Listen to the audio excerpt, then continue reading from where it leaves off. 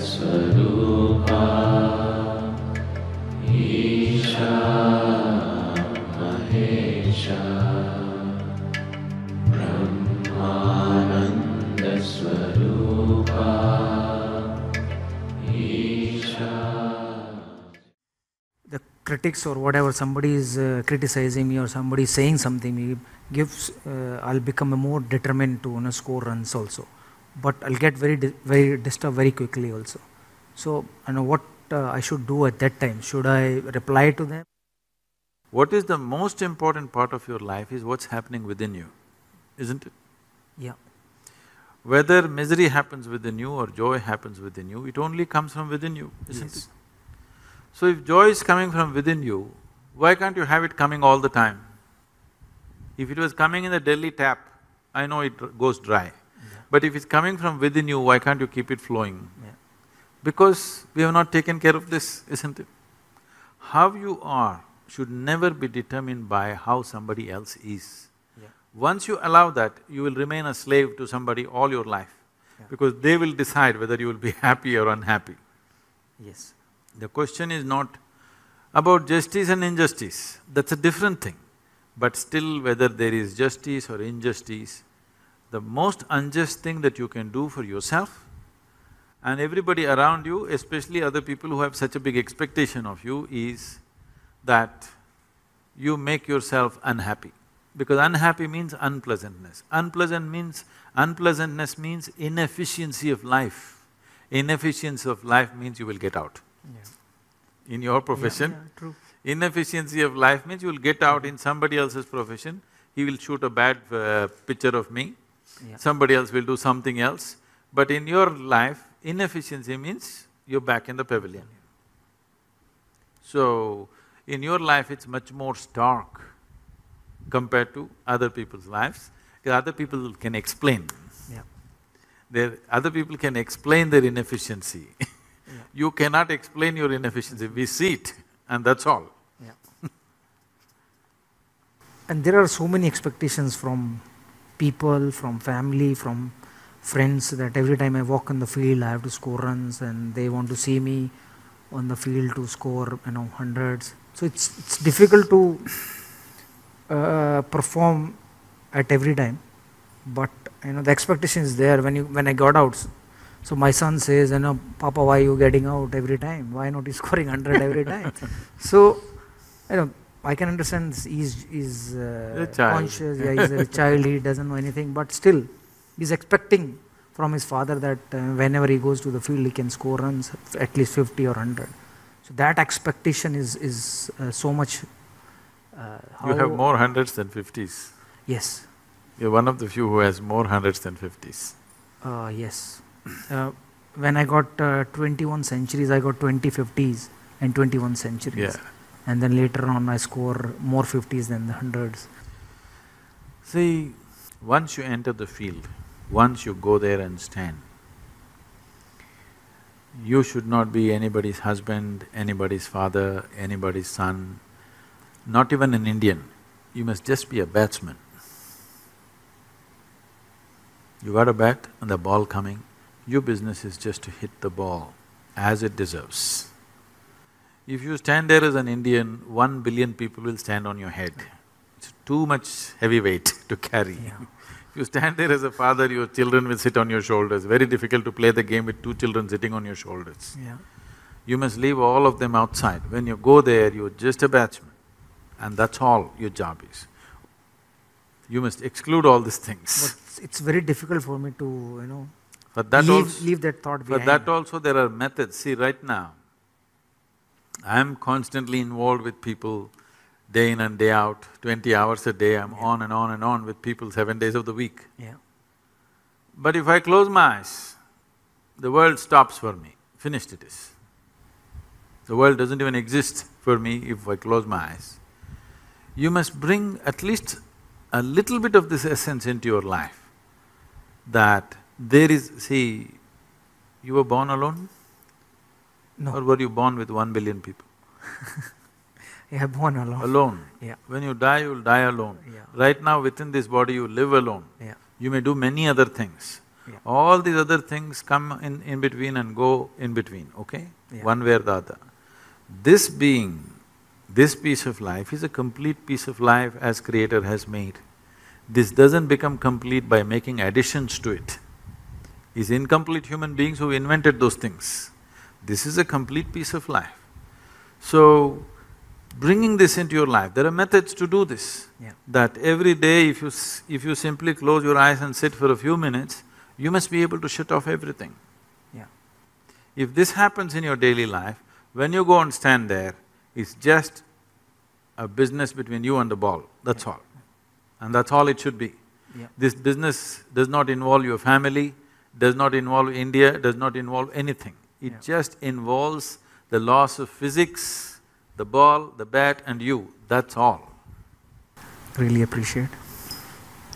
I want to ask a question that when I'm playing, there is a couple of negative thoughts comes in my mind that, when the bowler is running and is ready to deliver the ball, suddenly the thought comes, hit the ball. And if that thought comes, it's difficult to control that thought at that time because I'm about to play that ball. So how I'll control that thought? What should I tell or what should I do to control that thought? Hit the ball is not a bad thought. Yeah, it's not bad thought, but still, I can't hit every ball. No, that is true, but looking at your track record, you hit the ball pretty well. So that thought is a good thought, not a bad thought. Yeah. But it should not become a compulsive thought. And above all, so this is something that all of us have to understand, whether it's you're playing cricket or you're running a business or whatever you may be doing. There is something called as reality. Yes. There is something called as impressions of reality that we carry within ourselves. Yes. Suppose you never played cricket in your life, for the first time, you stand there. Yes. If a ball comes at you, you would naturally like to look at it, how it comes and then hit it. Only because you played cricket for a certain number of years, Yes. now you have this thought, because there is a score to fulfill and there are expectations, this time India has to win and so many things, you know. Expectations of 1 billion people, Yeah. all that stuff. But actually, you don't play a game. I would call everything a game in life. Yes. Whether you're on a playing field or you're in any other field, it is a kind of a game. You don't play any game well, you don't win a game because you want to win. Yeah. You don't hit a ball because you want to hit. Yeah. It is only because you do something right, it all works. So if you want to do something right, if you want to do anything right, first thing is we're able to grasp the situation for what it is. You're expecting the ball at 160 kilometers per hour, suppose he lets it out at 60 kilometers per hour, it's the easiest things to hit probably, but you may miss it simply because you're expecting it to happen in a certain way. This expectation is coming because your memory is projecting into reality and making an unreal reality. So if there is an intelligent bowler, she reads this and he will make those things, and it is not always the fastest bowler or the one who spins most who gets the wickets, it's one who reads the batsman's expectations and just does the reverse of that, who manages to fox the batsman. So it doesn't matter which aspect of life, whether sport or otherwise, the important thing is we are able to grasp what is there and do the appropriate action. Yeah. In a sport, it becomes very, kind of focused because so many people watching, and we know if you don't hit the ball right, all of us know it. Somebody is driving, if he, instead of missing the pothole, if he hits the pothole, maybe not everybody notices. Somebody is doing business, instead of doing the right thing, if he goes little off, maybe not too many people notice it. But in sport, if you don't hit the ball, if you don't take the ball in the center of the bat, all of us notice it. Yes. Not just you, Yes. not just the bowler. Every one of us know that you didn't hit it right. So because of that, all this is building up. I was just talking to somebody and they are just then… somebody was telling me, we got to beat Pakistan this time. I said, don't try to beat Pakistan, just hit the ball. Yes. If you want to beat Pakistan, they'll wage a war, okay? You don't try to beat Pakistan. All you have to do is hit the ball. If you try to beat Pakistan, Pakistan is not in the ball, it'll be somewhere there. Yes. In trying to beat that, all that'll happen is you'll go and sit in the pavilion. That's all that'll happen. Yes. In human mind, there is perception, there is memory, there is imagination. People are not able to keep these things separate. There is memory of the game, there is imagination of how you will carry the cup, and there is a reality of a ball coming at you. It is only the reality that you can handle. Memory and imagination, you can only fancy with. One is about that which is over, one is about that which is yet to happen. The reality is the ball is coming and you have a bat in your hand, you have to hit it the way the ball deserves it, not the way India deserves it, not the way Pakistan deserves Yes. it, not the way somebody else deserves it. You have to hit the ball the way the ball deserves it, the way it's coming. So to keep this clarity of mind, there are methods with which you can hold your mind in such a way that this moment if I sit here, the memory of who I am, my parentage, my upbringing, my growing up, my things or things that I know, if all these things come right now in my mind, I will not perceive what is here. Memory will play. Yes. Memory is not a reality Yes. because it is about something that is over, which does not exist. That which does not exist, if it impedes into that which exists, you will miss that which exists. This is so in everybody's life, but in a sports person's life, the effect of that is immediate. In other people's lives, it'll pay out and they will see it after some time that it doesn't work. Yes. But with your life, it's right there. You're either at the crease or you're sitting up there and clapping for somebody. Yes. It's very clear. So because of that, it stands out, but this is true for everybody's life. So see, when you're given such a sophisticated mechanism called mind, human mind is not a simple thing, it's a magnificent mechanism. Even if you buy a phone, a simple phone, which they're calling it smart, it's not as smart as you, okay? Yes. But even if you buy a phone, you have to read a manual which runs into 20 pages of how to use it. Yes. They're not telling you how it works, they're only telling you how to use it will take a certain amount of study. If you want to know how it works, it will take much more Yes. amount of study. Did you ever read the user manual for your brain? No. That's the whole thing. We are not looking at how this works, simply we are trying to use it. By nature or by accident, people may get to use it, but not consciously. But there is a method or There is a method. a technique to This is a use very established method. it? Okay. My next question is that only how I'll control that thought? Don't try to control it, you need to liberate yourself from this. Okay. See, I am not talking about controlling your mind. Yeah. I am talking about liberating it Yeah. from all kinds of additions that it has added on. Yeah. If you control your body, if you control your mind, what it means is, control means to hold it within certain limits. But you become who you are in the world only because you cross the limits. Only because you cross the limits that other people never cross, you become whoever you are in the world. So the method should be not of control, but of liberation. Over a period of time, you gather a body and a certain level of mind. These two, if we know how to use it to our advantage, it'll work one way. But a whole lot of humanity uses their body and their mind to their disadvantage. Their body and mind are the biggest problems that they have in their life. To make this body and mind in such a way that you don't have to control them. What would you like to control? You would like to control something that's gone berserk. You would like to control something which is destructive. Why would you like to control something that is creative, something that is competent, something that is capable? Why would you like to control that? Would you like to control your intelligence?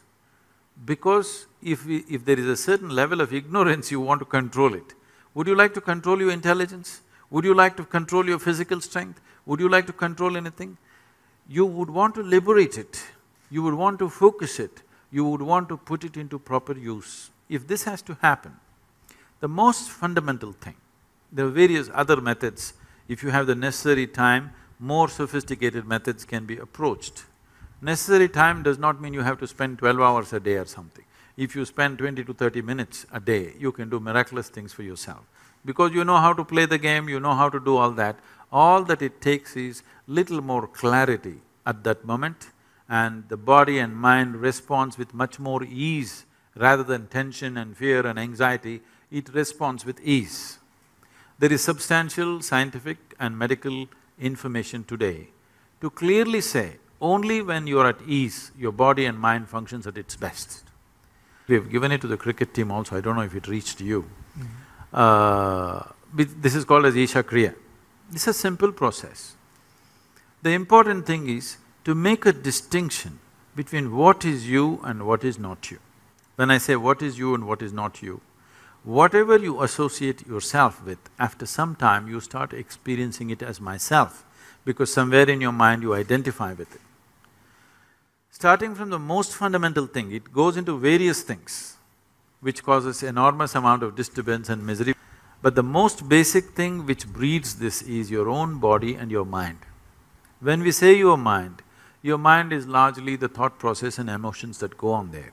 This thought process and emotion mainly happens the way it happens because of the type of memory that you have gathered there.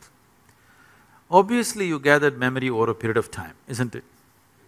The body, the physical body, from the time when you were born and how you are today, you gathered this over a period of time. Anything that you can gather can be yours, but can never ever be you, isn't it? So to create a distinction between what is you and what is not you, if this distinction arises, which is what Isha Kriya does, if you bring this distinction into your life, you will see suddenly your ability to use your body and your mind is phenomenally enhanced, many-fold.